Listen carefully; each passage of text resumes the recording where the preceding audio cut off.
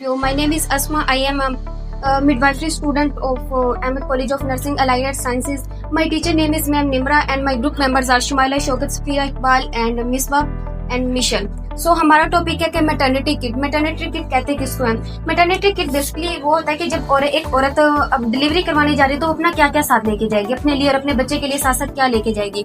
सो उसमें सबसे पहले मैटरनिटी किट फॉर बेबी और ये है मैटरनिटी किट फॉर मदर। तो मैं सबसे पहले आपको बताऊंगी कि मैटरनिटी किट फॉर बेबी क्या है। सबसे पहले ये डिश शीट होती है, इसको हम नीचे बिछाते हैं ताकि बच्चे को जब क्लीन कर रहे हैं तो उसको अच्छे से इसके साथ क्लीन करते हैं। ये वाइप्स होती है, इससे हम यूज करते हैं ताकि वो जो डायपर वगैरह होता है उसको हम बार बार वॉश नहीं कर सकते, तो कभी कभार इससे भी हम उसको क्लीन कर सकते हैं। उसके बाद जैसे ही बेबी बाहर आता है तो उसको हम वो फौरन से क्लीन करने के बाद उसको हम कपड़े पहनाते हैं ताकि उसका टेम्परेचर लॉस ना हो, तो हम उसको कपड़े पहनाते हैं। और कैप का देना बहुत जरूरी है क्योंकि 25% उसकी जो टेम्परेचर लॉस होता है वो सर से ही होता है। उसके बाद मैं शुमाइलों को बोलूंगी कि वो आगे आके थोड़ा बहुत समझे। इससे फर्दर आगे ये है कि ये जो बिग है ये बच्चे को हम इसलिए पहनाते हैं कि जब बच्चा मतलब कोई खुराक या दूध वगैरह फेंकता है तो ये इसमें बच्चे की हिफाजत करता है। और ये नौमौलूद बच्चों को इसलिए दिया जाता है कि अगर माँ इस हालत में ना हो कि वो बच्चे को दूध पिला सके तो तब हम फीडर का यूज करते हैं। और फिर उसमें हम शैम्पू हो गया, पाउडर हो गया, लोशन और ये सोप हो गया, ये वाली चीजें हम बच्चे को इस्तेमाल में लेके आते हैं। और ये डायपर हम इसलिए यूज करते हैं कि जब बच्चा पखाना या पेशाब करता है ये बच्चे की हिफाजत के लिए होता है।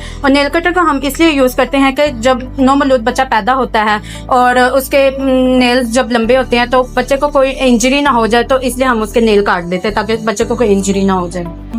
That's a maternity kit of mother. So it's comfortable for breastfeeding.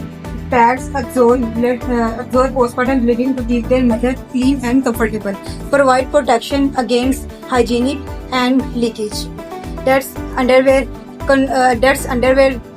Sport for the hygienic and postpartum care during the pregnancy. That's pads and the cotton used for the gentle skin care and the hygienic. It's used for the maintain blood. That's the face wash and the other things. It is very important for during pregnancy and postpartum when hormonal change can affect the skin. Colgate tubes and brush. This is very important for mother to brush. Regular brushing or germs, disease and the other oral health issues.